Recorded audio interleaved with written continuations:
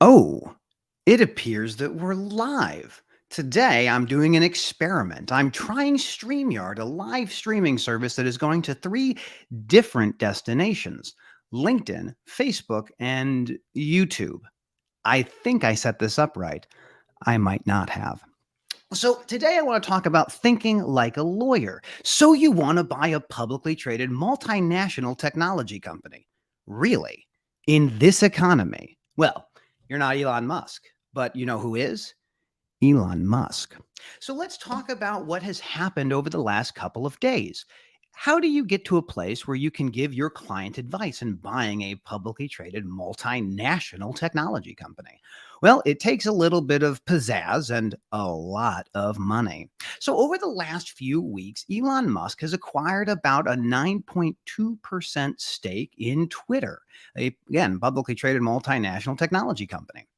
Now, he becomes the largest individual shareholder of that publicly traded multinational company. There's other shareholders that have a lot, but he has by far the most as an individual. This move has hence kind of moved into what we would call a hostile takeover. And we'll get to that in just a minute. One of the things that happens when you're looking to buy something like this is you have to make public disclosures, usually at the 5% range. When you acquire 5% of a publicly traded company, you probably got to tell the SEC. In this case, there is some shareholder litigation that says that Mr. Musk did not make that disclosure. That's okay. The penalty for that is usually some sort of fine, and I believe that Mr. Musk is capable of paying most of those fines. So let's talk about what happens next.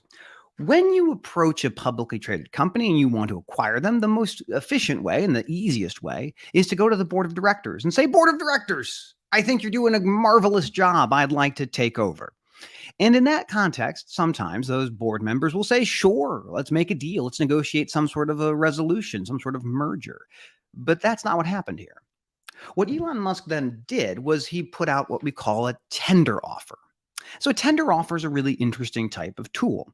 How it essentially works is you say, "Hey, I want to buy this part of the company, this amount of shares, and I'm going to tender this price. You give me that, you tender your shares to me, I pay you the price that we've talked about." And in this case, what we have is that Elon offered approximately $54.20 a share, giving the goal of this takeover of $43 billion with a B. That's a lot of money. So, what happens after the board of directors sees this tender offer? This is when we start thinking about takeover defenses. So, if you are being acquired or being hostily acquired by an adversary, you might want to say, "Well, what are our options? What's the playbook?" When you think like a lawyer, you have to understand what are some of your options. One of the most common options is what we call the white knight. Think of it like you're under threat by some unknown adversary, and hopefully, this white knight will come and save you. So, what the white knight does is it's a company that's more friendly with the board of directors. Essentially, with the hostile company coming in, you'd say, "Well, I'm probably going to lose my job. I need to find somebody else who might want to acquire us and not have me lose my job." That's what you get with a white knight.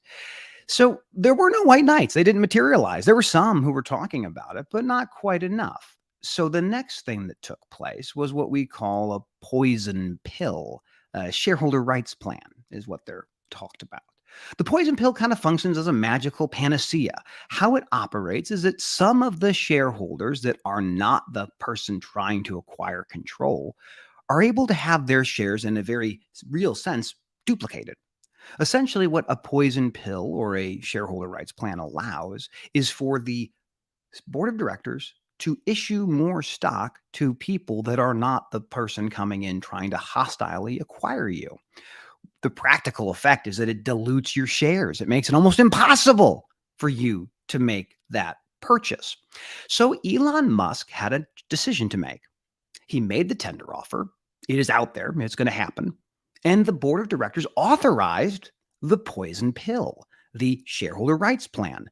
In all reality, that means the deal's done. It ain't going to continue. The reason why it wouldn't continue is because he could never get enough. The 15% threshold is what was put in place with that poison pill. So, what ends up happening is that we look at the share price. What happened when Elon announced his shares? Well, what happened was the stock went up. Well, that kind of tells you something. If simply owning the security, which Elon did at 9.2%, was enough to drive the value of Twitter up in a substantial way, maybe he did know what would maximize shareholder value. And then you get to the real crux of the matter. Every publicly traded company is for sale. They don't say that, but you buy their securities. You're buying a piece of the business.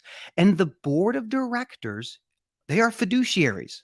The fiduciaries that are there are trying to maximize shareholder value.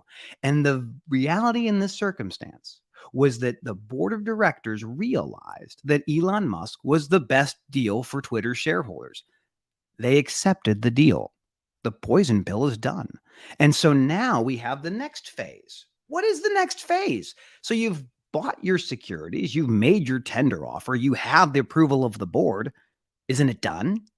No, not yet. There's a few things that still have to take place. These things include the subject of the approval of Twitter's actual shareholders. The shareholders get a say. They get to vote on this. They can say yes, they can say no. We might see a proxy fight.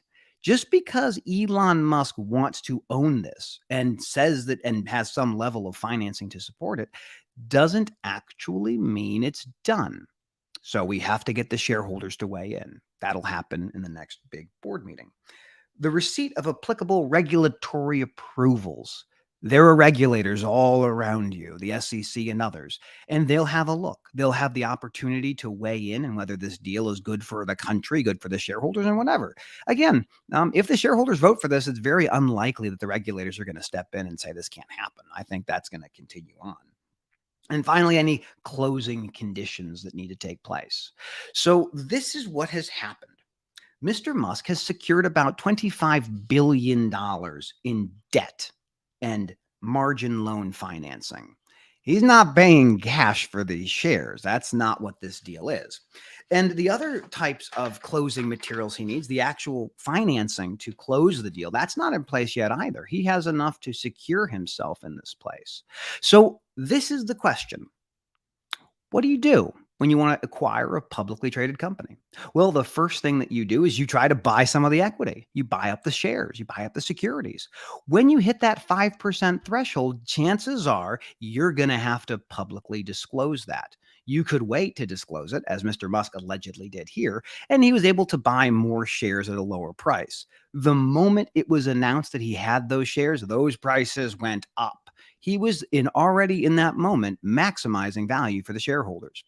The board of directors didn't want him to acquire them, not at first. And so they put in place the poison pill, the shareholder rights plan. These were takeover defenses. Takeover defenses are things you use to stop the acquisition of your business. But ultimately, it became very clear that Elon Musk has a vision for Twitter that could maximize the value and, by taking the company private, give him far more control and to push what he believes is a First Amendment platform. I will just do a quick caveat here. If you think social media of any sort is a First Amendment right, you're wrong. The thing about social media and any third-party platform is that you're bound by the terms and conditions of the service. This is not how the First Amendment works. You don't have terms and conditions for sidewalks necessarily. Now, Matt, you might say, well, what about the time, place, and manner restrictions for freedom of speech? You're getting pedantic. You're getting let's not go down that rabbit hole. You're starting to think like a lawyer. So at the end of the day, this is a fascinating case. We will probably see these in textbooks. There will likely be continued litigation. I don't think we've seen the end of this. Even if the board of directors for Twitter has said yes, and they did that yesterday. They said yes yesterday. They will likely continue to have challenges. We have litigation going on for failure to disclose some of the activity that Elon had before he announced the fact that he had over 5%. There will likely be shareholders and possibly even white knights who materialize and say, we can give a better offer to the shareholders. At the end of the day, The shareholders are the ones who make this decision, and they will make this decision. And at the end of this, hopefully you've learned a little bit more about what it takes to buy a publicly traded company. This is my first experiment with live streaming. I don't do it very often. I do it with my friends like Chris Jolly and Trey Griggs and folks at Freight Waves. I love live content. I wanted to see if I could make this thing work. Apparently, I did. Couple of things I learned. You can't use Safari for StreamYard. They don't like it. They want you to use Google or something else, Firefox. That's fine. We made that work. It require. Oh, Lauren. Oh, thank you. So good to see you. All right. As always, I'm so happy that you're able to watch this. I'm going to continue to do experiments. If there's legal topics that you say, that's kind of interesting, let me know. And as always, I hate non-competes. They're generally bad for the employees, the suppliers, and the stakeholders. It's not a great business model, but it works in certain contexts. I will always advocate those. Hashtag end non-competes. And I'll always thank you for joining me. Have a great day.